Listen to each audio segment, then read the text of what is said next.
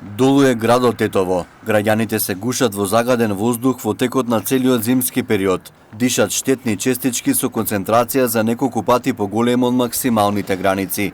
Општина Тетово не одвојува пари за борба против изворите на загадување. Сообраќајниот урбаниот хаос се зголемува, хигиената на многу ниско ниво. Централните власти пак се правдаат дека немаат доволно пари да се справат со овој сложен проблем. А гледаме дека пари има за апарати за коцкање, има пари за паркови за пингвини и фламинга во Скопје, во зоолошкиот парк во Скопје и за еден куп големи други глупости, само што за животната средина нема пари.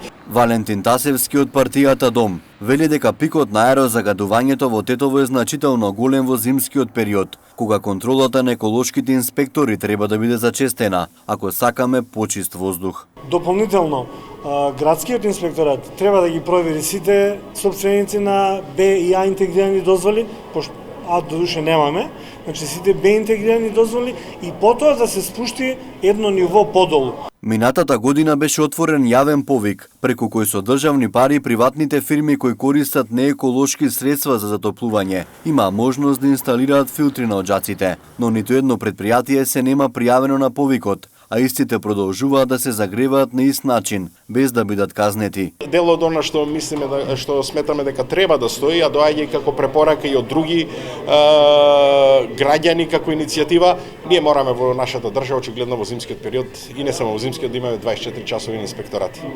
Тоа е нешто што очигледно додека за да ги промените навиките, тоа можете да го направите или со закон или со казни. Или со подигнување на свеста. Очигледно со кампањите тешко е, треба уште нешто да се направи. Не сакавме, но очигледно мора тоа да биде дел и со казни. Од Еко Герила вела дека треба да има казни, но не само за приватниот сектор. Функционерите, политичарите, властите треба да почнат и да сносат одговорности и пред лицето на правдата, поради големиот број на смртните случаи што се случуваат на нашата држава од загадувањето.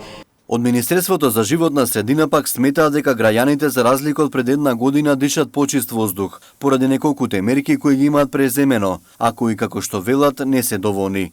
Нивна тенденција и приоритет е до крајот на нивниот мандат да нема институција која ќе користи нееколошки средства за затоплување.